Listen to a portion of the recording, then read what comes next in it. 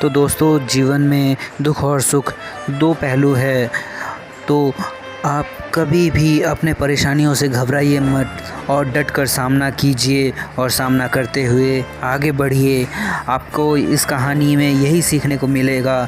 तो चलिए चलते हैं कहानी की ओर।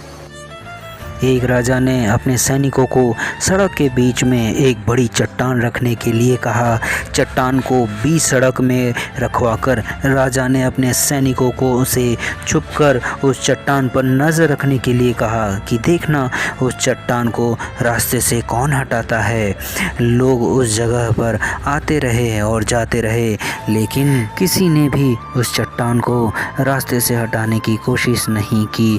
उस चट्टान के पास से लोगों के गुजरने वालों में राजा के कुछ करीबी लोग और कुछ शहर के बड़े व्यापारी भी शामिल थे, और कुछ उनमें से तो कुछ लोग तो राजा को ही कोसने लगते कि क्या राजा इस चट्टान को भी रास्ते से नहीं हटवा सकता। लेकिन किसी ने भी उस चट्टान को रास्ते से हटाने का प्रयास नहीं किया। ऐसा काफ़ी दिन तक चलता रहा। एक दिन एक किसान अपनी सब्जियों के साथ उधर से गुज़र रहा था। उसने चट्टान को रास्ते में पड़े देखा और सोचा कि सबको यह चट्टान की वजह से कितनी तकलीफ़ हो रही है।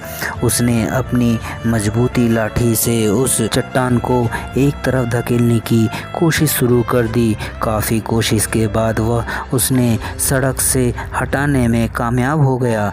चट्टान रास्ते से हटाने के बाद किसान अपनी सब्जी को उठाकर जाने ही वाला था कि अचानक उसकी नज़र उस पोटली पर पड़ गई, जो ठीक उसी जगह पर पड़ी थी जहां से उसने वह चट्टान हटाए थे।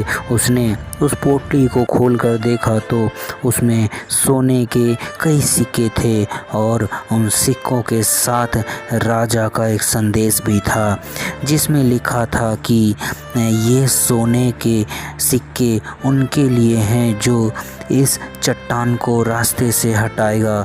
दोस्तों, बिल्कुल ठीक उसी तरह हम सबके लाइफ में भी कई परेशानियां आती है, जो कुछ लोग उन परेशानियों से बचकर निकल जाते हैं और कुछ रास्ता बदल देते हैं, और कुछ चंद लोग ठान लेते हैं कि परेशानियों का हल निकाल लेने की, और ऐसे ही लोग मुश्किलों में संभावनाओं में छिपे अवसर खोज लेते हैं।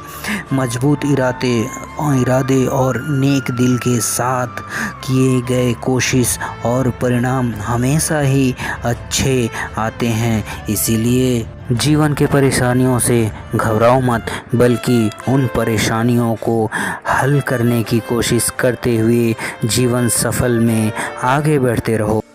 तो दोस्तों, आपको ये कहानी कैसी लगी? अगर आपको अच्छी लगी तो प्लीज़ एक लाइक कर दीजिएगा और मेरे चैनल पे सब्सक्राइब कर दीजिएगा। मिलते हैं अगली कहानी में। आपका बहुत बहुत धन्यवाद।